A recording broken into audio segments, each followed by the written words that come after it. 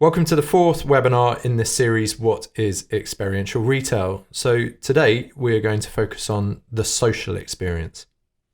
I'm Ian Johnson, founder of retail experience consultancy QUININE. We help leading product and service brands all over the world maximize their retail environments. And I'm Alex Whitlow, Senior Design Director at QUININE. Now, if this is your first time joining us, Alex and I are here and we're talking about experiences in retail. Yeah, experiential retail, it hasn't been defined very well, and the lack of definition, it just makes it really difficult to discuss, to define and quantify what they are. Yeah, and I guess that's why Alex and I are here. We feel the whole industry needs to make a better effort to help that conversation validate retail experiences. And this webinar series, it focuses on the retail experience framework that we have here at QUININE. It's a tool we use that helps us quantify and discuss better retail experiences. Great. So in our first three webinars, and this is the fourth, in the first three, we've set out the retail experience framework. We've discussed the importance of getting the place and the customer journey correct first. And then in our last episode, the third episode, we explored the functional retail experience. Yeah, and if you've missed any of these, they're on our website and available for you to download and listen to at your own convenience. Now, before we dive into the body of our webinar, let's just do a bit of housekeeping, Alex. Yeah, sure. So the series it'll eventually consist of 7 episodes. Each will be about 30 minutes long and will be made up of 20 to 25 minutes of discussion, followed by a short Q&A. Perfect. So we're usually really tight on that time. To help us out, if you have any questions, don't wait till the end. Put them in as we go. There's a little menu box at the bottom of your screen. Just type them in and we'll get to them at the end of the webinar. Yeah, and also after broadcasting, you'll be able to download this webinar from our website. Okay, so just a quick recap. Now we've detailed the framework in our first webinar, but basically at the core of our retail experience framework is this trinity of time, place, and people. And we look at people in 2 ways. These are essentially the same, but from different viewpoints. So firstly, from the customer point of view, these are the customer missions. These are the reasons why I go into store. Yeah, and secondly, we look at it from the retailer's point of view. These are the customer realms, the actual moments or experiences that retailers create in store. But before we focus on today's topic, it's important to remind ourselves that the best experiences, the experiences that give the most meaning for customers, are those when retailers combine the different customers' realms. These retail environments, or those retail environments, that they facilitate multiple customer missions. Yeah, it's pretty simple.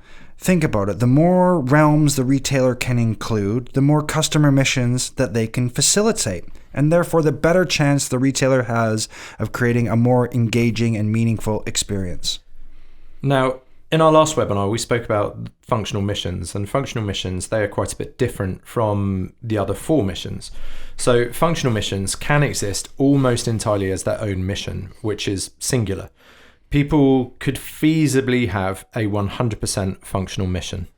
Yeah, but in contrast, the other missions, entertain, educate, escape, and social, these are rarely, if ever, 100% singular mission. Most likely, these are going to be combined with a functional mission into what we call a combined mission.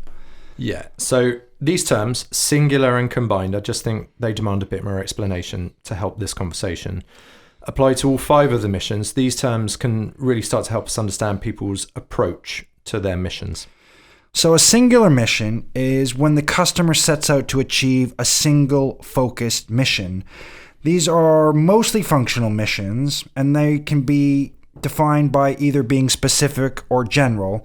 We talk about this in detail actually in webinar 3. Yeah, so this is the example. We use the example of going out to buy Nike Air Force Ones in white, size 10.5. This is a specific mission. Or perhaps we go looking for shoes in general. I need shoes. Okay, so let's talk about the combined mission. The combined mission is when the customer sets out to accomplish a series of missions. This involves 2 or more missions, but they're all combined into one activity. Yeah, so this is about going out on a functional mission to purchase a Christmas gift. And I combine this mission with lunch with my family. Which is social. And maybe a bit of light play and fun within one of the stores that I visit. Okay, so that's combined mission. Another term we use to help explain the customer approach to missions is the dynamic mission. Now, this is when the customer sets out on a singular or combined mission, but then is disrupted along the way, which results in a change to their original mission. Yeah, so maybe I'm off to buy a replacement bulb, and then suddenly an awesome pop-up playground installation has caught my eye, and all of a sudden me and my son, we're off having fun and just hanging out in this amazing space. Yeah, and this can work the other way as well. I might be on a largely social mission, going to lunch with some friends. We walk up to the park to extend our time together, and along the way I'm attracted by, a window in Bergdorf Goodman's store. And the next thing I know, we're all inside purchasing macaroons for the party I'm going to that evening. Now, this is a dynamic mission. It changes and flexes along the way. And then finally, the fourth term that we use is varied. Now, a varied mission is when you're in a group, and this could be with a friend or more, and each person within that group, you're walking the same path, doing the same activities, but we are all on a different or a varied mission. Yeah, so I'm out with one of my friends. He's focused on getting a gift for his partner. My Christmas shopping is done. I'm mainly there for the social interaction and maybe even to see this fish tank in the mall. Yeah, you're both doing the same activities, but you're on a varied mission. So, as you can see, people are complicated. People's missions are complicated. Now, we use these terms singular, combined, dynamic, and varied to help define the customer approach to their mission. Yeah, and retailers need to be aware that there are a variety of approaches to a customer's mission. With the customer in charge, it is very difficult to know, even in such a data-heavy world, what mission the customer is actually on. So retailers must be prepared to accommodate all of these approaches. Okay, let's move into today's focus. Let's start talking about social experiences. Now, we define the social mission or the social realm as the need to connect with people. This is about connecting with individuals or with the community as a whole. Yeah, but let's be clear, customers rarely, if ever, set out on a 100% singular social mission. These are generally combined missions, social with functional, social with entertain. Even when I go out with my family for a meal, the functional aspect of feeding myself prevents this from being 100% social. Now, before we dive in deep to the retail sector, let's just step away for a moment. Why are social interactions so important? Well, being social is part of being human. We're social animals. And in Maslow's hierarchy of needs, it positions our social need at the center of the hierarchy. Now, whichever version you come across, Maslow identifies three aspects of social. We need love, we need to belong, and we need acknowledgement. Yeah, and it's these qualities that we search for. They fill our lives. They all attach themselves to having social interactions, to connect emotionally, to share, and to collaborate with other people. Yeah, it's love, belonging, and acknowledgement. These are all around us, and they are key to our happiness. So when we look for social connections, what is our mindset? Now, the first thing that we want to do, the first thing our mindset takes us towards is trying to understand who we want to meet. Who do you want to connect with? Yeah, and we have a spectrum to help us define and discuss this. So at one end of the spectrum of social connection, we have the individual. And this is about meeting someone specific, a friend or a family member, or even a work colleague for a meeting. Now, at the other end of this spectrum, we want to meet our community. Now, this might be passive. It might be a passive interaction. It's about being absorbed by the community around me. This is where I may not engage or interact or even have a conversation. This is just about being around people, their spirit, and the buzz of my community. And this absorptive mission, it's similar to an escapist mission or realm, but the difference here is this is still about connecting with people. It's not necessarily about the place. Yeah, in addition to that passive community interaction, there also is an active community. So at the other end of that spectrum where community sits, it's where I actively engage with the community around me. But as it's a spectrum, there are social connections that could happen between these two, between the individual and the community. So this might be connecting with a group. So connecting with a group of colleagues, connecting with groups of friends, or even being part of a group within the community. Okay, so once we've established who we're going to meet, our mindset then shifts to look at when I can meet. Now, this is about time. This is about, can we meet at a specific time of day? Do we meet a specific time of year? Is it our annual snowball fight we're going to meet up at? And then another consideration is how I might meet. So in the past, how we connected with someone might have involved writing letters, and this still forms part of today's communications. Yeah, today the handwritten word has largely been overtaken by online interactions and social media. But perhaps even more relevant than ever before is the desire to connect through face-to-face interactions. Okay. So the final consideration within the mindset is, where are we going to meet? Is it a private or public space we're looking for? Is it formal, informal? Where? Yeah, so where do these face-to-face interactions actually happen? You may choose your home. That's not mine, just to be clear. But outside of the home, I go to places like a restaurant. Or maybe somewhere more public, like a library, or a cultural space like a gallery. Yeah, there's also amazing shared public spaces. Here in London, we constantly go to the park, or maybe even a music venue, or even a sports stadium. And with retail being a defining activity of public life over the last 50 years, if not longer, today you're more likely to connect in a retail space. Okay, but let's pull back a little bit to why we're here today. Let's understand social missions within retail. Historically, urban areas were built around a central square for cultural, social and commercial activities. So the sharing ideas, socializing, collaborating, and trading of goods and services. Society has always combined trade and commerce with the social and shared public spaces. Yeah, and today is no different. Integrating social into retail is just as important. Now, we've gathered a few figures from industry-wide reports, and they tell a really interesting and powerful story. You know, with 60% of people expect a shopping destination to be a good place to meet friends. That's the majority of people going out to meet friends in a retail environment. 70% of millennials consider clothes shopping a fun and social activity. But probably the most powerful, or at least I find, is that 64% of adults say they spend more when shopping with somebody else. Yeah, so today not only are the customers' expectations high, but the commercial rewards are high. There's clearly a huge commercial benefit to including social missions within the retail environment. Okay, now in the recent past, there's been a focus on creating selling spaces. We talk about it, we hear about it a lot. Sometimes that focus of selling spaces at the detriment to social spaces.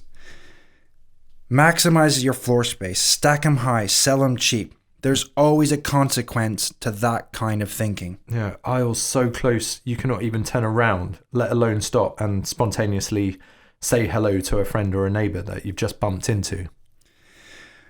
Now, these selling spaces, stack 'em high spaces, they have a place in today's world, but surely it's this type of environment that's at risk of being replaced by online trading. Surely there's just too many of these spaces all across our high street.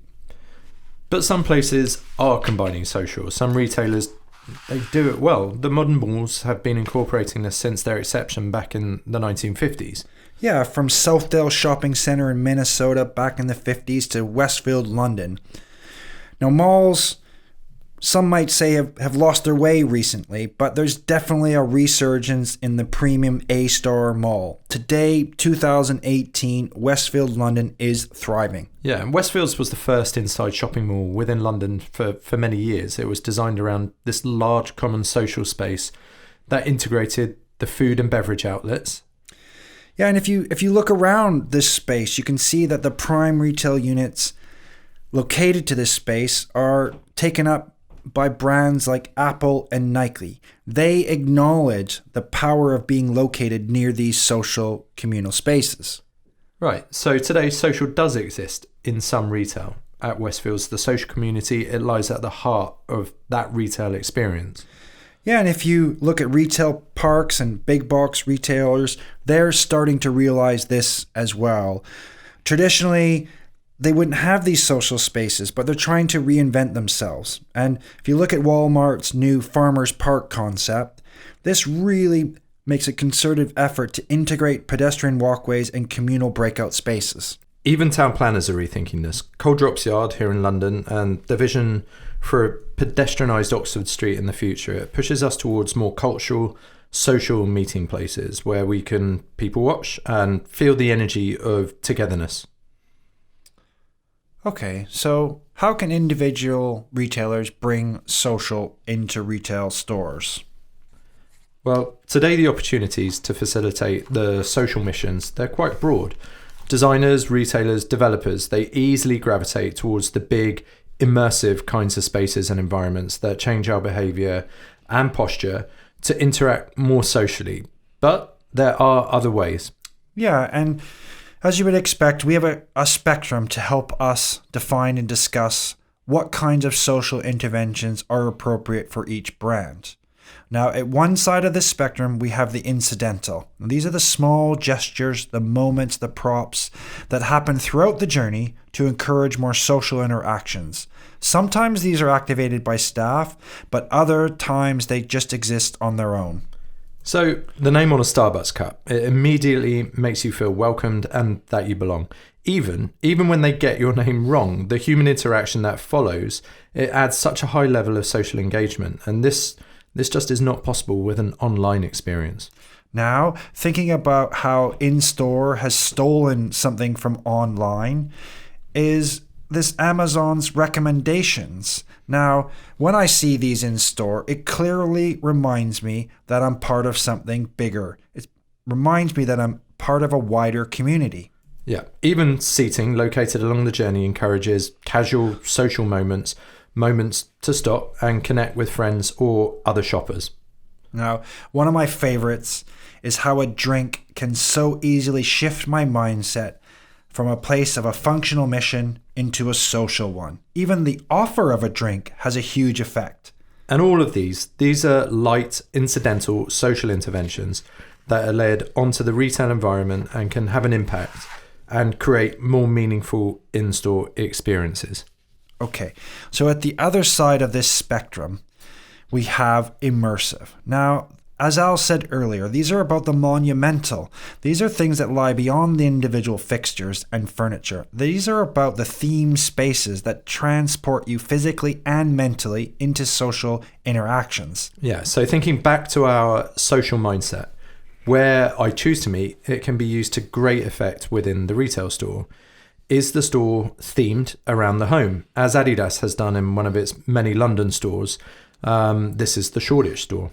Yeah, and so some brands and retailers are taking this to the extreme. They're building hotels as sort of social cathedrals to give their customers opportunity to live, interact with their products in a completely social space. And this is not a retail store as we know it. Contrary to the narrow aisles that we looked at, this is all about social interactions. It's about selling through social. Now, if you look here, this is Camper with a hotel in Berlin. We have Converse, hotel in London. Now, these both have huge potential to increase loyalty and create more meaningful connections to and between the customers. Many retailers have brought and continue to bring food, coffee, and complete restaurants into their stores. But please don't be fooled. Putting a cafe into your store is not the only social solution. In fact, a cafe might be considered a bit cliche today. Yeah, and I'm a coffee snob, but another coffee bar? Come on. I mean, please. All of these social interventions have to make sense to your brand. They have to make sense to your customer.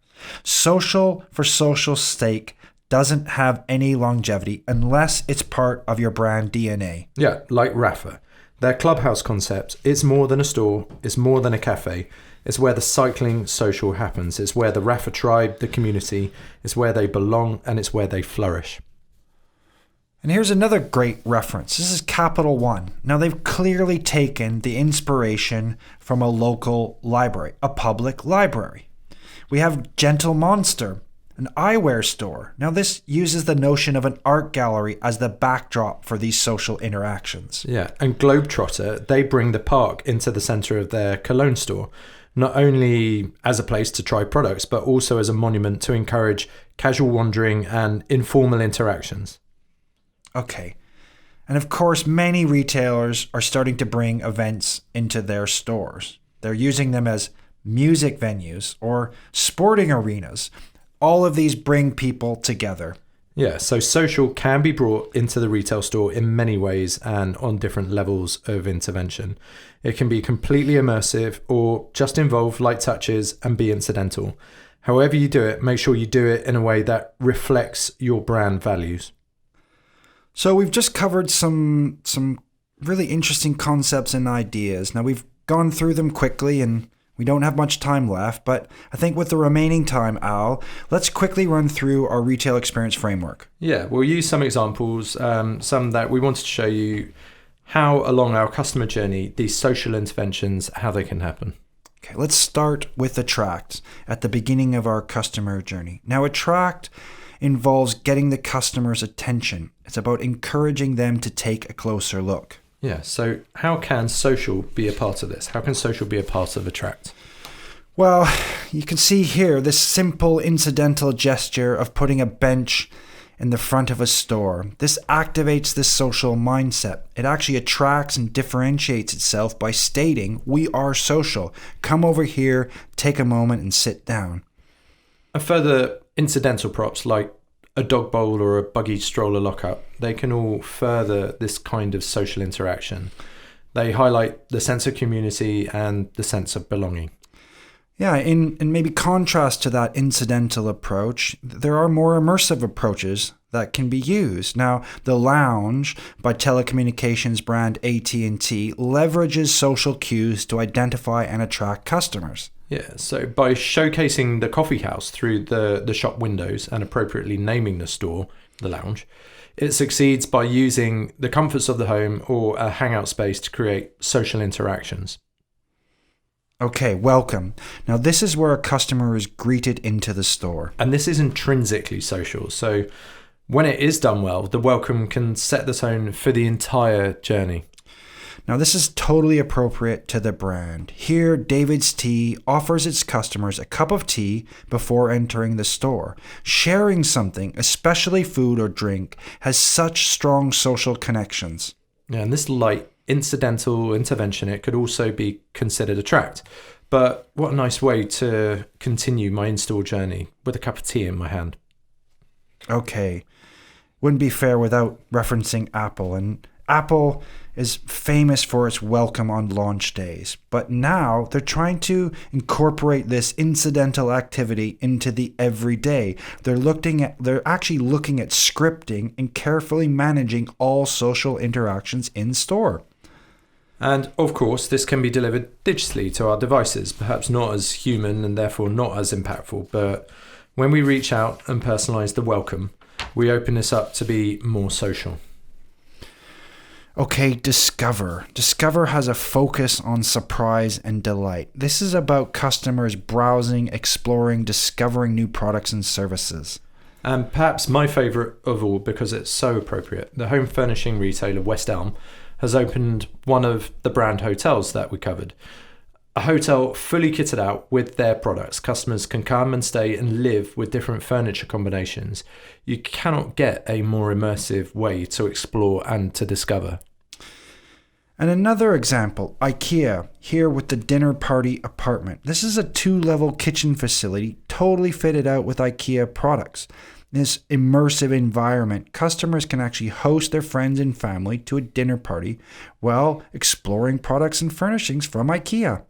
And taking that one step further, John Lewis here in London has created the Residence within their flagship department store.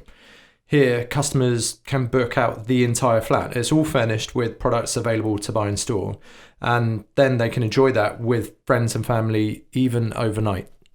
Yeah, and all of these examples push what we know as discover. These are not retail as we know it today. These combine an immersive discovery with social in new and exciting ways. Okay, select. Now, in the select part of the journey, customers compare, contrast, and select products or services. And taking this beyond the product display on the shop floor, Misguided realised that by bringing a social element into the fitting room area, it has a huge impact by creating social interactions between friends and family. This sits somewhere between the immersive and the incidental. Now, Misguided have made the changing room wider, they've added large sofas, even a drinks vending machine. All of these things allow groups of young customers to select their clothes together. And with a more incidental approach, the Primark store at the King of Prussia Mall in Philadelphia, they've done the same, overtly encouraging social interactions and sharing to happen, but not just within the changing room itself, but online as well. And they've done that for the younger audience, but also for the older, more mature customers. Now, in all of these cases, selecting the products is all about social confirmation and acknowledgement, belonging and interacting with your community. Now let's look at Consult. Consult is about detailed conversations between customers and the staff. Yeah, and at this stage, it involves customers confirming their selection with staff, and it is always based around elements of social. And various banks now provide different areas in store for consulting, for creating different postures for different kinds of interactions and groups of customers. So ING, they have an immersive house-inspired meeting room, but this is coupled with open spaces within a cafe for more informal conversations. Okay, now in this example, the new matchesfashion.com members club retail space in London's Mayfair district, it allows customers to reserve a personal shopping room where a fashion consultant will style you and your friends while you socialize over food and drinks. Yeah, so they're kind of taking that classic wedding dress shopping trip where friends and family, they all go out to shop for a wedding dress. But here they have taken this to the next level and made it this social event appropriate for the everyday. Yeah, and it's important to note that all of these amplify the consult stage to include and encourage group socialization. This is about providing new reasons to go into the physical store environment. Okay, transact. In this stage is tied to the sort of functional payment transaction. Now, Apple, shown here, is probably one of the first, if not the first, to remove the traditional service desk from the store and move towards paying on handheld devices. Now, in doing this, they eliminated the barriers between the customer and staff and made this operational moment a much more enjoyable and absolutely more social kind of experience. And Apple, as the retail leader that they are, they haven't stopped there. Taking a clear reference from the library, they immerse their customers in this big, airy public space, enabling them to meander in and out of the large product tables for discovery. Yeah, and in their latest store format, Apple has brought trees into the store. They've created a sort of park-like environment. The seats around the trees provide opportunities, moments for informal and intimate face-to-face social interactions with either staff or friends. So let's look at after sales. This is where customers are informed about their purchases and they can connect deeper with the brand. Now, this traditionally involves conversations with staff, but increasingly this is involving customers within the tribe communicating together. And this is where social truly comes alive. This is where brand loyalty is nurtured. Yeah, and at various stores, Nike offers their hugely successful Run Club. Now, here is where perhaps the social collides with entertainment. Clearly, one person's social mission is another person's entertainment mission. The same intentions drive yoga classes in the Lululemon stores, a film screening in the Patagonia store, or a conference or workshop at a Capital One branch. Okay, let's talk about goodbye. The goodbye is where we reassure the customer and follow up. A pleasant goodbye is the basic default of being social. A good and impactful goodbye can resonate with the consumer for long after they've left the store. And Harrods in Knightsbridge here in London, they know this. It's just simple, it's incidental, but their doormen are experts at the hello and the goodbye. So simply holding the door and wishing you well is one approach, but hailing a taxi or helping you into your car, all of these add a level of social exchange that it just makes all the difference.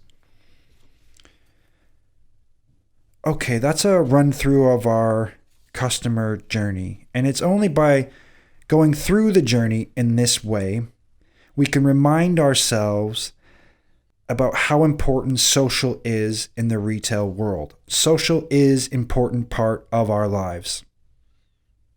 Now, although there are some retailers integrating social into their environments, many are not doing anything at all. And only by using the framework are we able to discuss and define what is working well, what needs to work harder, and where the gaps are for improvement. Yeah, it's only by looking at the customer journey in this way and breaking it apart can we identify opportunities to layer in other missions and to enhance the overall customer experience. So let's pull all of this into 3 key insights that we would want you to take away with you today. The first of these is social is one of the core expectations of a retail experience. So do not replace those social spaces that you have in store with selling spaces. Keep the social spaces. And secondly, a social mission is almost always part of a combined mission, most often accompanied with an element of function, entertain, or educate. And then finally, there is plenty of opportunities to create successful social missions by considering the incidental, those light gestures, along with the immersive, monumental interventions. There is great opportunity for success. Okay, so I hope you've enjoyed our discussion around social experiences.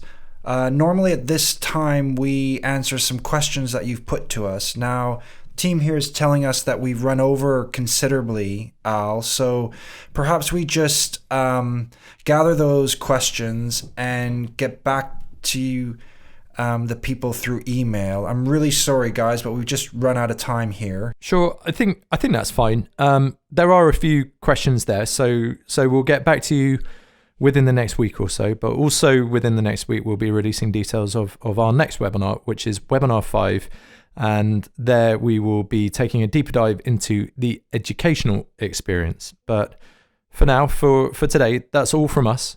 Thank you very much for joining, and that's a goodbye from me. Okay, guys. Thanks for joining us. We look forward to having you on our next webinar. Take care.